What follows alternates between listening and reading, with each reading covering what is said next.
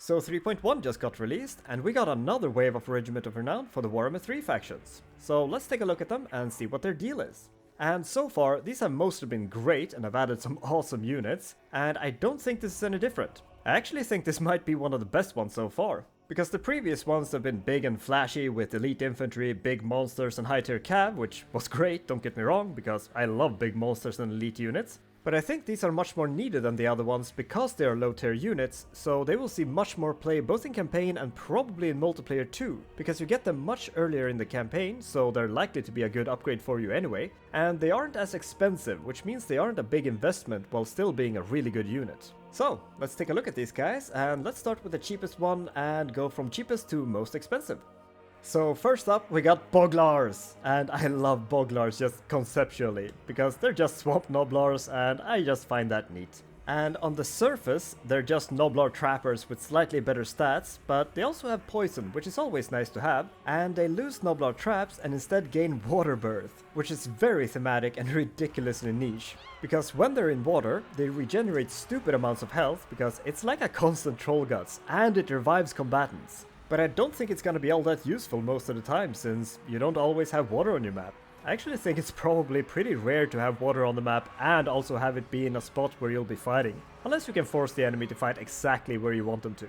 But when the stars align and you get that perfect map, they're great. But even without it, they still got better stats than normal trappers and poison, so they're still fine. And next we got the Frolikers Bubonic, which are Nurglings, and they're much squishier than normal Nurglings, because they lose Cloud of Flies, so they don't get that melee defense bonus in combat, and instead they get Blister back, which gives them melee damage reflection and leadership while in combat, so they're just kinda grosser Nurglings, if that was possible, because I imagine that they're covered in blisters, and when you hit these guys you pop them and get covered in some kind of Nurgle goop that I don't want to speculate what it is. But I don't think these guys are great since they die faster than normal Nurglings, and I don't know how impactful their reflection is. And next for Cathay we got Bandits of the Silver Road, which are peasant archers. And they don't really have any special abilities like many others on this list, but they're still pretty unique for the Cathayan roster, because they have shields, fire ammunition that causes flammable, and they get Vanguard and Woodsman. And they're the only Cathayan infantry unit with Vanguard, so it might seem weird to leave an archer unit alone in a Vanguard position, but it's got hybrid unit stats, so they're pretty good in combat, so they can take care of themselves against low to mid-tier units if they get attacked, but they rather just sit back and shoot if they can, so they're a very good and flexible unit, but they might need a little bit of support if you're gonna Vanguard them. And there's also a good combo with the Lore of Yang and their flammable ammo, since you can just shoot something to lower its fire resistance and then cast some Yang spells, since there's a lot of fire spells in the Lore of Yang.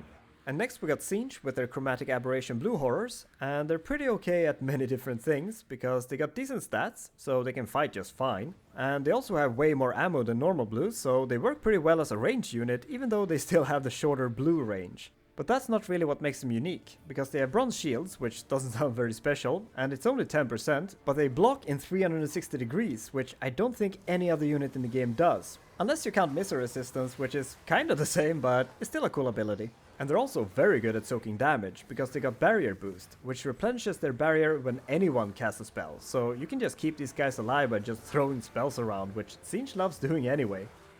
And next we got the Princess of Perfection, which is a Slanesh Spear Marauder, and these guys didn't really get anything that special. Their charge defense got upgraded to expert charge defense, they got perfect vigor and soporific musk. And that's about it. So they're a very solid unit because all of those things are good, but they didn't really get anything unique, so they're kinda basic and I don't find them as interesting as the other units, but they're very good and they look pretty cool too.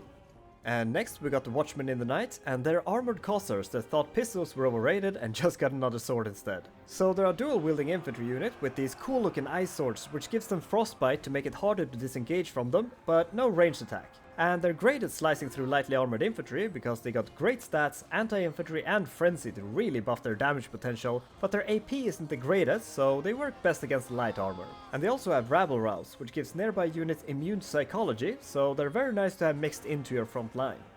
And finally, we have Khorne, who's the only one who didn't get an infantry unit, because they got Hounds of the Blood Hunt, and they do the usual Khorne dog things because they're very fast and very deadly. But they also have Dampen, which removes magic attacks and lowers spell resistance. and removing magic attacks is really good for any demonic unit, including themselves, since they rely on their physical resistance to mitigate damage. So they can go and support units attacked by magic attacks or just protect themselves when they're out hunting. The lowered magic resistance, however, doesn't seem too useful for Khorne though, since they aren't a big fan of magic, so probably won't be super useful. But warriors or demons of chaos can probably do some good work by sending these guys in before casting a spell on someone. They also have an immunity to contact effect, which can help them against some debuffs like poison, and they have Gore Feast, which will heal them while in combat, which is gonna make them much harder to kill, because they're a very fast unit and they can often decide what to fight, so they can just go fight something like archers if they need to heal. But that's all of the new Regiments of Renown, and I think most of them are really interesting and pretty good units that will fill a spot in early to mid campaign,